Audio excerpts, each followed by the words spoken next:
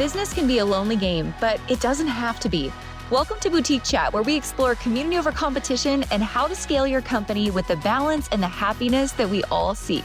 We'll hear from product-based businesses of all types, retailers, e-commerce and wholesale brands, along with industry experts shaping the future of our industry. I'm your host, Ashley Alderson from the Boutique Hub, and I can't wait to chat. Hey guys, welcome to 5 Minute Friday. Today, I am so excited. We are going to start adding in a few new types of 5 Minute Fridays because in the spirit of community over competition, I firmly believe it's not always what you know, but it's who you know. And at the Boutique Hub, we happen to be surrounded by some really incredible industry experts that really hone in on their very specific area of expertise. And I wanted to start to introduce some of their voices to you on 5 Minute Friday. So every few weeks, I have asked a few of these experts to join me by just simply submitting their own 5 Minute Friday on quick, actionable tips that you guys can put into place right away. So this week, I am so excited. I'm kicking it off with Petal Retail Advisors. And what they're going to talk about today is 3 things that you must know when it comes to really negotiating and understanding your lease. They're going to dig into all things brick and mortar in quick, actionable steps so you know exactly how to get the most out of your lease. All right, let's jump into it. 5 Minute Friday with my friends, Petal Retail Advisors. Hi, I am Abby, and this is Sheila. We are with Petal Retail Advisors.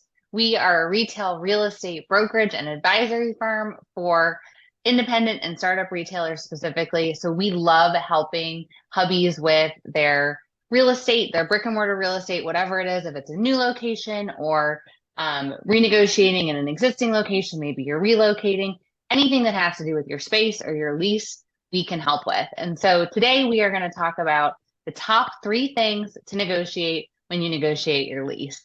And before we even jump into the list, the most important thing, if you take nothing else away from this podcast, you absolutely must negotiate your lease. You are not expected to sign the first thing you see. You've got to negotiate. The only way we can really think to explain this in a fun way is if you think about the Bachelorette, right? So imagine you're the Bachelorette and it's like the very beginning of the show. And the first contestant, the first guy gets out of the limo and you just say like, okay, great, done, I'll take him. Well, it's not much of a show. And everyone around you is like, hey, like you're supposed to meet the other people. You're supposed to get to know them before making a choice. That's kind of what it's like. So if you don't negotiate your lease, you're just signing what the landlord hands you, which is like the first guy out of the limo, right? It's the very beginning of a process that you are supposed to engage with. The landlord expects you to engage, and everybody's always happier when they kind of stay in like the final outcome, right? You need that time to kind of get to know what it is that you're signing and feel like it really is a good match for you.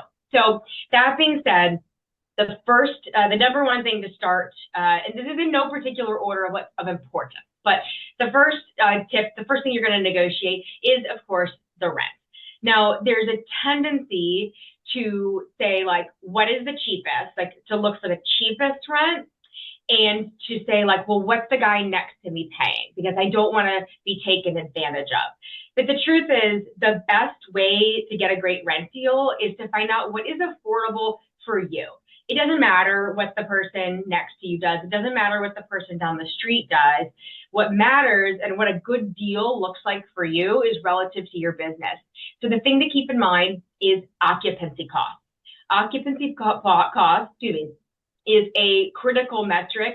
And what it is your cost to occupy the space, which is your total rent, you're divided by your revenues. So how much of your total revenues is going directly to rent. And for a healthy retail business, we really don't want that number much higher than 10%. We like it to be around 10, maybe a little under. The nuances depend on your business, but 10% is a good way to look at it. So if you think that you're going to do $20,000 a month in rent, $2,000 is the max that you should be spending on rent. So rent is number 1.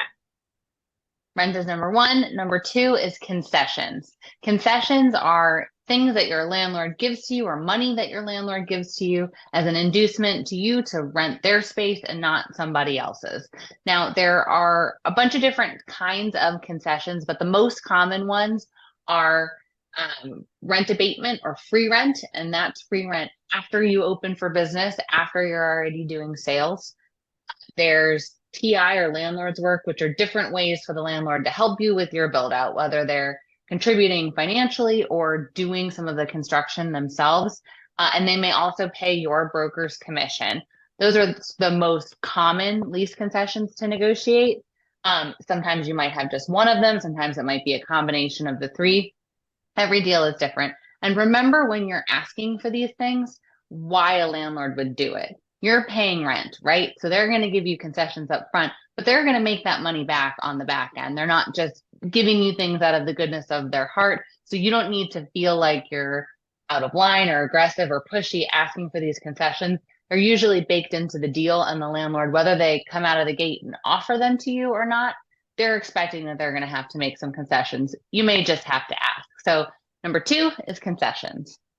Yep. And number 3 for me is the sleeper, because no one really thinks about it at first, but it is so incredibly important. And that is the rent commencement date. So your lease is going to have a whole bunch of dates in it, and your LOI is going to have a lot up front. The rent commencement date is one of the first things that gets negotiated. And that is what it sounds like, the day you start paying for rent. You start, like, the first time you had to send in the check. So you should not, under any circumstances, be paying rent before you're open for business. Okay, so that's a fact that's set to the side. While you're building out your space, you should not be paying rent. So when you open for business, that is when you may be, that's sort of most likely when you're going to start being required to pay rent. So the time it's going to take you from the moment you sign that lease to the moment you can open for business, that can vary. Right? That can depend on how much has to happen in your space before you can open for business, whether that's construction, whether that's the arrival of inventory, whether that's the birth of your baby, like whatever it is, you need to have a hand in determining when that rent commencement date is, because you and the landlord, they don't want you don't want to be in like a bad spot financially. So everybody wants to make sure that the date you're agreeing on to start paying rent works for both of you. So the third thing is the rent commencement date. So we hope you feel armed and equipped to go out and negotiate the rent. Make sure you get a great deal if you are opening a brick and mortar.